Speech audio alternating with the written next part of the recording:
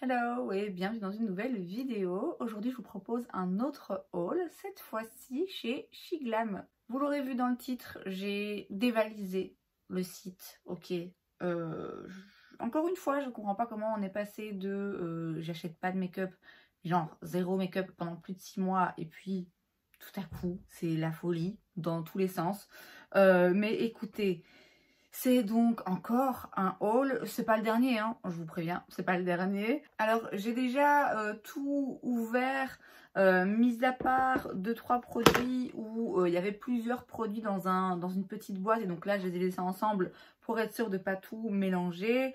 J'ai rien swatché. Ok, promis, j'ai rien swatché, rien essayé, j'ai juste retiré des emballages histoire de gagner du temps quand je filme et d'éviter du bruit et tout. Et donc, je vous propose de commencer. On va regarder un petit peu tout ça. On va faire dans l'ordre. On va commencer avec les produits teint. Je me suis repris le fond de teint. C'est le Complexion Pro. Donc, c'est un fond de teint mat respirant longue tenue que j'avais et que j'aimais vraiment, vraiment beaucoup.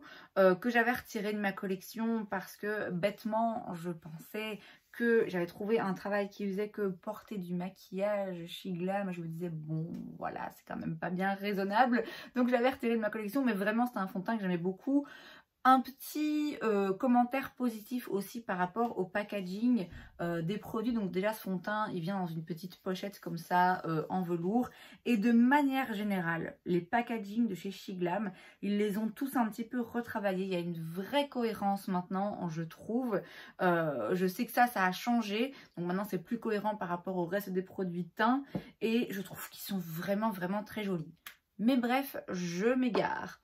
J'avais avant la teinte, il me semble que c'était quelque chose vanille. Et elle était un petit peu trop foncée pour moi en temps normal. Et donc du coup ici, j'ai pris une teinte plus claire.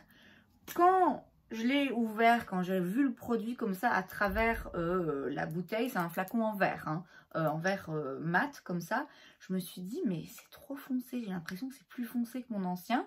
J'ai vérifié sur le site et non, c'est bien plus clair. Mais écoutez, on va voir swatcher si en effet c'est foncé ou si c'est juste à travers la bouteille que ça donne cette impression.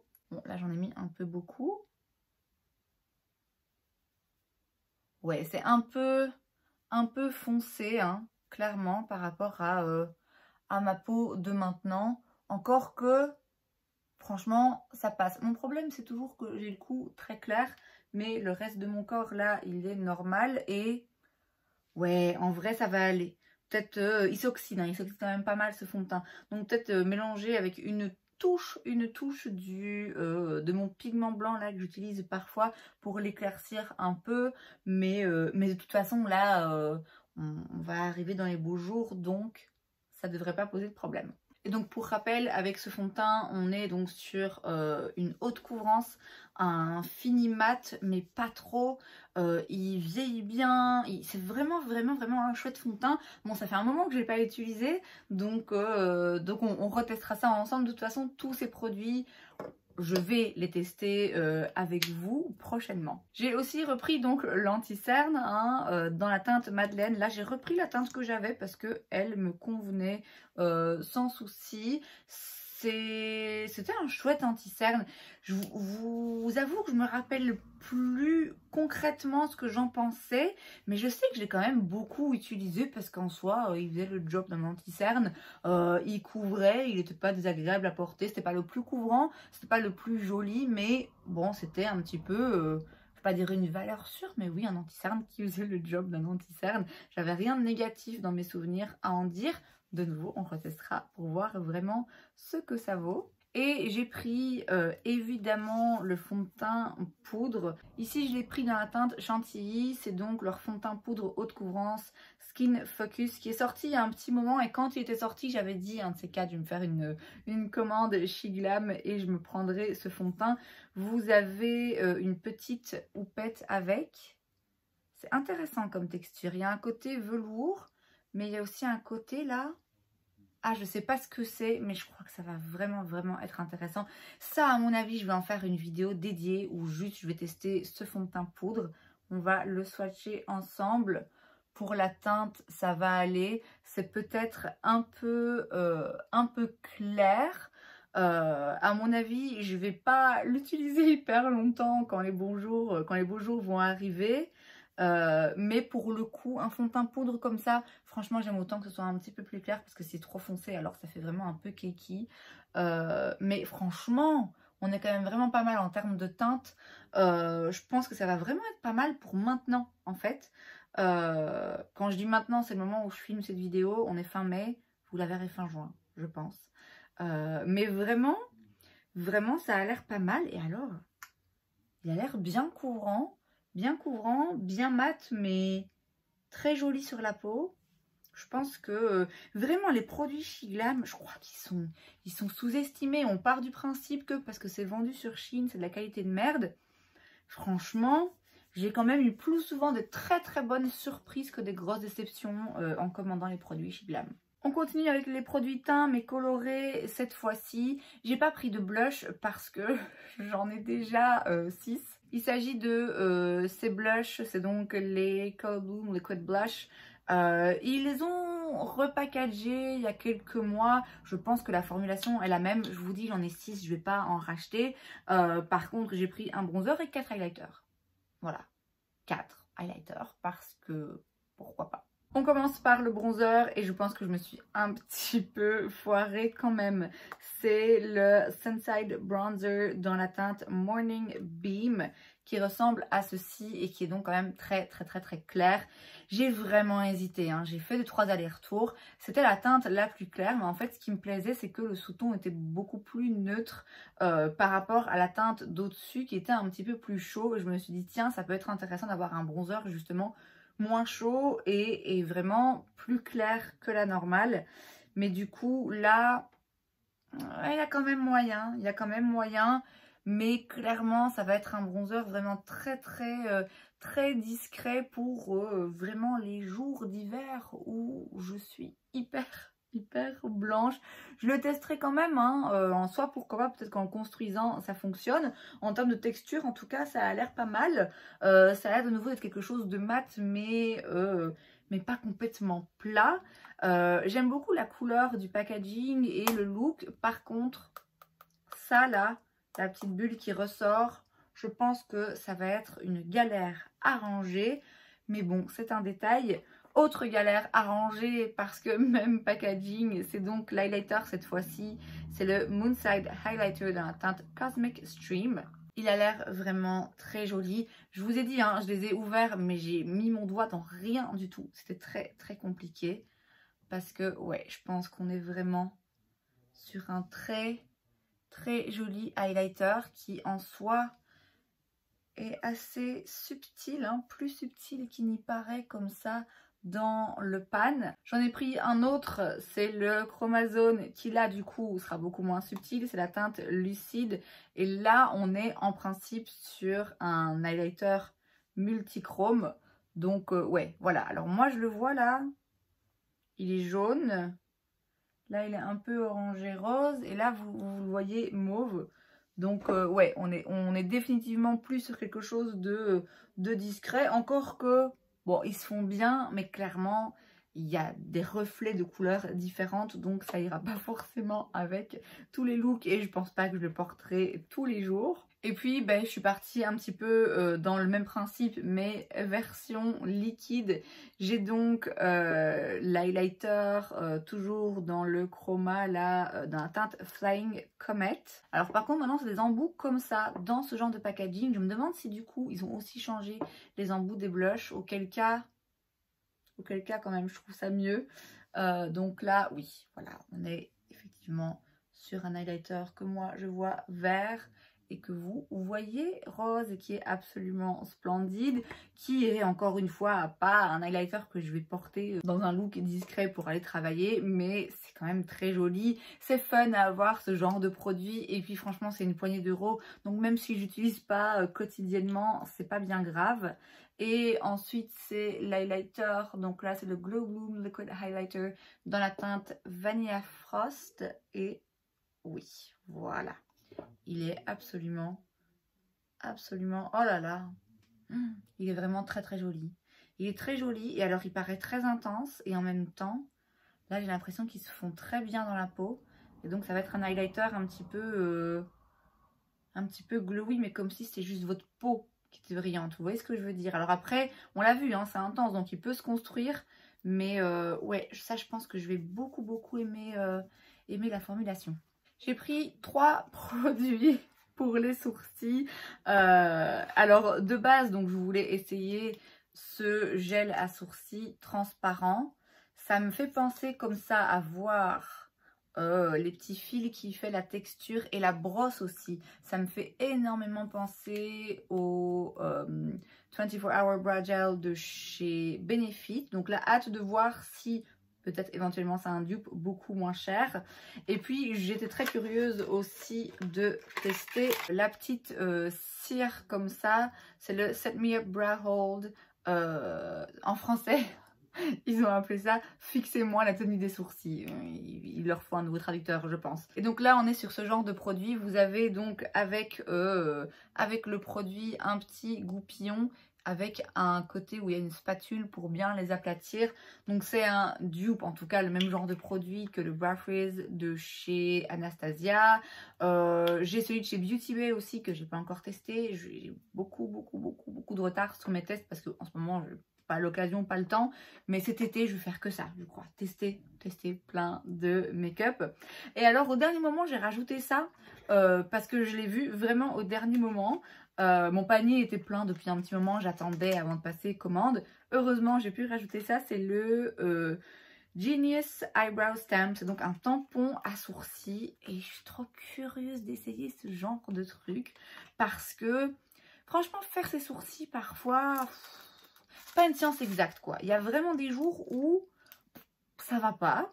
Et là en fait vous avez des petits stencils comme ça avec des formes de sourcils. Alors ils sont grands. Il y a quand même des sourcils. Je sais pas, j'ai une petite tête peut-être, mais ça me paraît un peu grand. Enfin, vous avez des formes comme ça. Le but, c'est d'en trouver une pour bien faire qui se rapproche quand même le plus possible de votre forme de sourcil. Et ensuite, vous utilisez... Comment ça s'ouvre? Voilà, vous utilisez ce petit produit.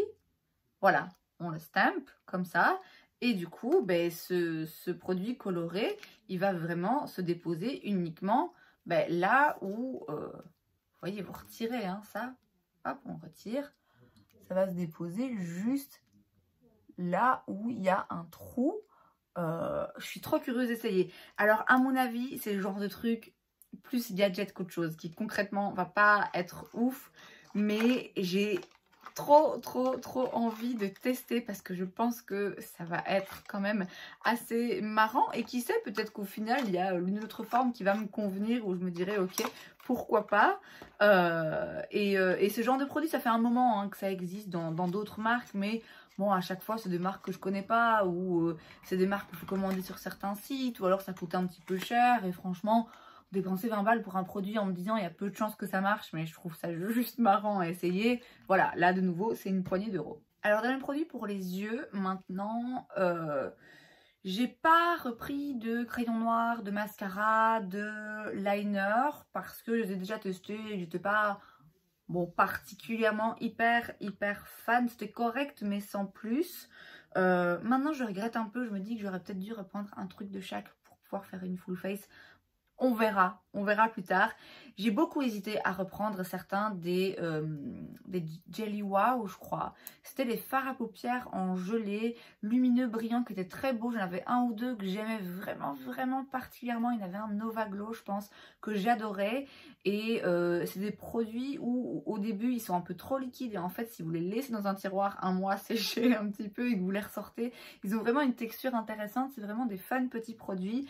J'en ai pas repris parce que là, je voulais surtout essayer en fait des nouveaux trucs et aussi parce que j'ai déjà pas mal de ce genre de produits qu'on utilise, vous savez, seul sur les paupières, vraiment juste pour avoir un petit peu, un petit truc lumineux.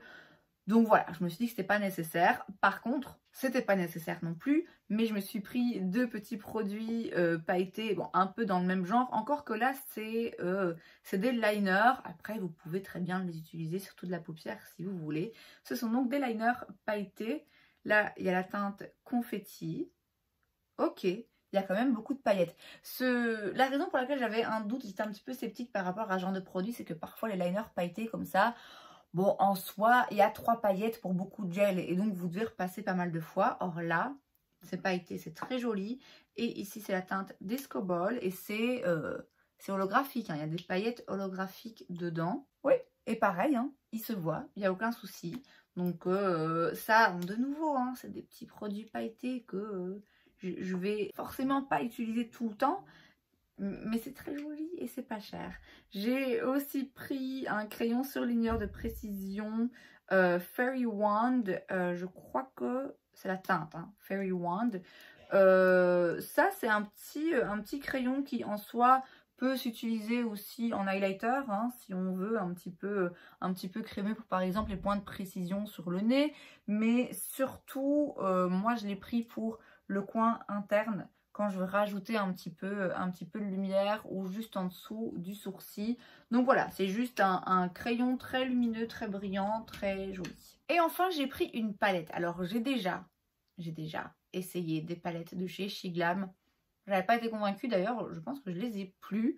Mais je pense quand même qu'en fonction de quelle série, dans quelle sous-collection, on va dire, de Shiglam vous allez, il y a moyen peut-être d'avoir des choses un petit peu mieux. Et donc ici, j'ai pris la Glitz Wiz.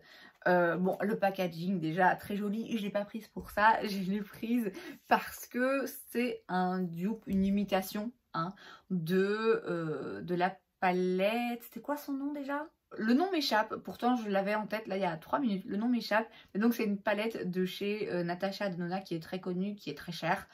Et là c'est la même, c'est clairement juste la même. J'essaierai de vous mettre une photo là. Bon pareil, hein, j'en ferai aussi une vidéo. J'ai pas la palette de Natasha Denona donc je pourrais pas vraiment les comparer. Mais je pourrais au moins voir ce que j'en pense. Et puis voilà, c'est une palette avec beaucoup de couleurs. C'est plutôt le genre de palette que j'utiliserai l'automne à mon avis plus qu'en été. Mais il y a pas mal de couleurs et donc bon, clairement ça va aussi être fun de l'utiliser pour des palettes roulettes. Et alors pour les lèvres, là j'ai pris 7 produits. Alors je sais pas pourquoi, mais en ce moment j'ai envie d'acheter plein de produits pour les lèvres. Alors par quoi on va commencer? On va commencer par ça, comme ça je me débarrasse de la boîte. Il s'agit du Soft 90s Glam Lip Liner and Lip Duo Set. Donc là c'est un petit kit où vous avez 2 produits mais en vrai 3. Vous avez d'abord le crayon, je regarde s'il y a une teinte là-dessus. Oui, c'est dans la teinte Moody Taupe. Donc le crayon est ouf, il est très foncé, il est plus foncé que ce que je pensais. Bon après c'est peut-être pour ça que je l'ai pris, hein, parce que de base je suis toujours un peu attirée par la même teinte et du coup quand j'en prends plusieurs j'essaie de varier parce que sinon ça se ressemble tout le temps. Ensuite vous avez le côté... c'est quand même un peu brillant. Je sais pas si c'est un fini mat ou pas. Ah là, j'aime beaucoup, beaucoup la couleur. Donc le rouge à lèvres, quoi, si vous voulez. Et enfin, vous avez le côté gloss. Donc ça, bon, j'imagine que c'est le même genre de produit que les Shine Loud de chez NYX. Il me semble que j'avais déjà eu un produit de ce style de chez Shiglam, mais j'étais pas fan. Mais là, je vous dis, ils ont quand même tout refait. Donc pourquoi pas. Et donc là bah, c'est simplement un gloss transparent qu'on peut mettre par dessus à tester, à voir. C'est très fin, c'est très, encore une fois, très joli. J'aime beaucoup leur packaging. Là je trouve qu'ils ont vraiment il y a une cohérence. Il y a des packagings parfois qui sont un peu différents, qui sont un peu fun, mais globalement il y a une cohérence et je les trouve juste vachement bien faits. J'ai ensuite ce petit produit, c'est le duo rouge à lèvres et liner Glam 101 dans la teinte Deep Caramel. Et donc de nouveau, vous avez un côté crayon, encore une fois quelque chose de plus foncé, et un côté rouge à lèvres mais très fin qui peut se travailler en précision. Donc là c'est un petit peu plus chaud que l'autre. C'est quand même assez différent, je suis contente parce que du coup j'ai vraiment de quoi faire en termes de teintes différentes. Ensuite, on a le rouge à lèvres. Ça, c'est parmi les derniers produits qui sont sortis. Alors, j'aime beaucoup le packaging, de nouveau. C'est hyper mignon. Et c'est un peu spécial parce qu'il n'est pas totalement rond. Bon, du coup, arranger, ça peut être un peu chiant, mais bon, c'est un détail. Et là, c'est la teinte Gotcha, qui est donc... ah ouais, qui est quand même très chaude. J'avais en tête que j'avais pris un truc un peu plus nude et neutre, mais après, avec les photos, c'est parfois un peu compliqué. Là, on est quand même sur quelque chose d'orangé assez chaud.